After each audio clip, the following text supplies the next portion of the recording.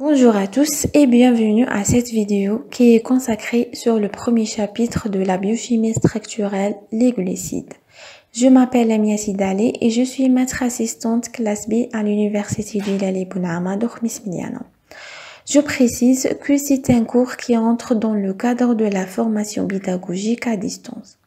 Rappelons tout d'abord que à l'issue de ce chapitre, vous serez capable de connaître les familles des glucides, maîtriser la représentation du Fischer des sucres, connaître les différentes formes des ombres liées au sucre et maîtriser la représentation cyclique des os selon Haworth.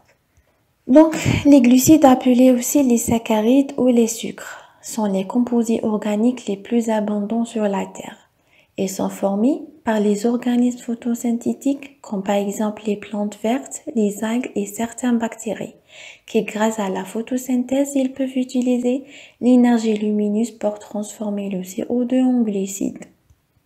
Ils sont des molécules organiques qui ont pour formule brute CnH4nO2. Ils sont caractérisés aussi par la présence de la chaîne carbonée porteuse des groupements hydroxyle OH et fonction carbonyle, soit cétonique ou bien aldéhyde. 40 à 50% des calories apportées par l'alimentation humaine sont des glucides. Donc, ils ont un rôle de réserve énergétique dans le foie et les muscles, comme par exemple le glycogène.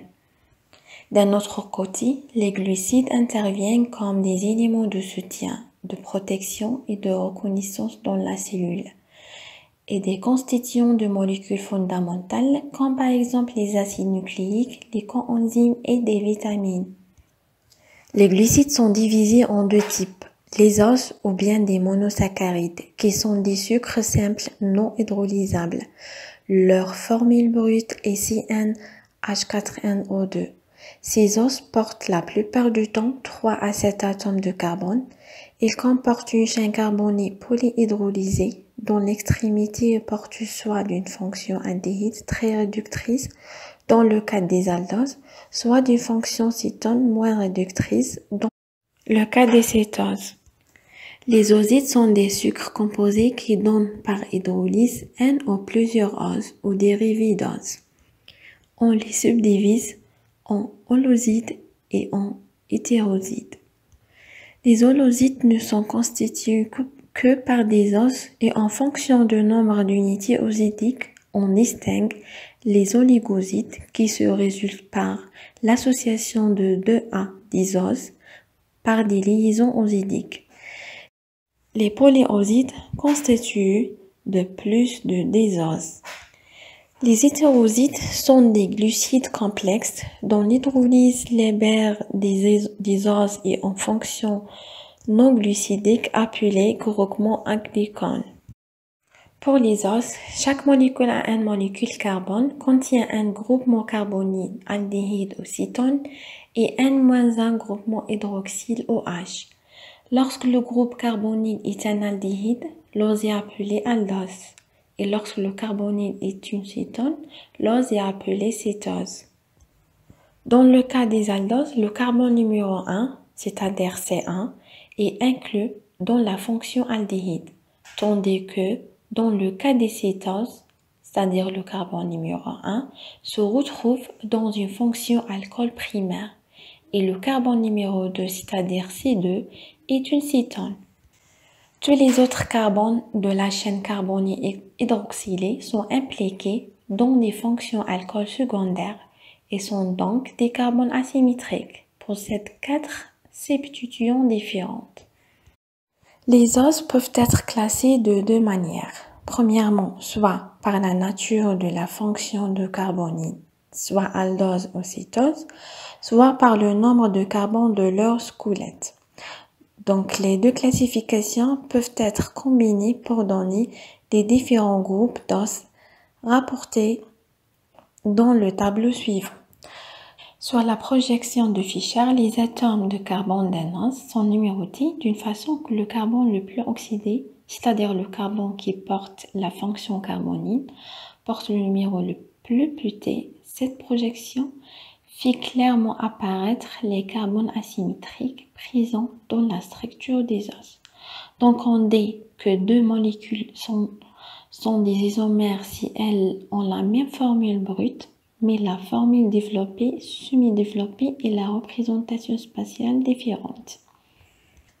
En général, on parle de la configuration de H portée par le carbone asymétrique, le plus éloigné de la fonction réductrice, c'est-à-dire de la fonction aldéhyde ou bien cétone, qui détermine la configuration DOL. Donc, si l'hydroxyle OH est situé à droite du plan de la chaîne carbonée, c'est la configuration D. Et s'il est à gauche, on parle donc de la configuration N. Notez bien que la majorité des os naturels sont de la série D. On a un autre type d'isomères qui s'appelle les stéréoisomères, qui sont des composés ayant la même formule brute et développée, mais sont différents par l'arrangement spatial du groupement OH. Donc, on peut calculer le nombre de stéréoisomères pour un os selon le nombre de carbone et selon la fonction carbonique. Donc, on distingue 2 à la puissance n-1 isomères pour les aldoses et 2 à la puissance n-3 isomères pour les cétoses. Cette figure montre le nombre d'isomères pour un os qui contient 6 carbones. Donc, il possède 8 stéréoisomères pour les aldoses et 4 stéréoisomères pour un cétose. Selon Haworth, il y a 2 structures cycliques sont possibles pour les os. La forme pyrénique correspond à un hétérocycle à 6 sommets, c'est-à-dire le carbone numéro 5 fait un cycle avec l'oxygène de premier carbone.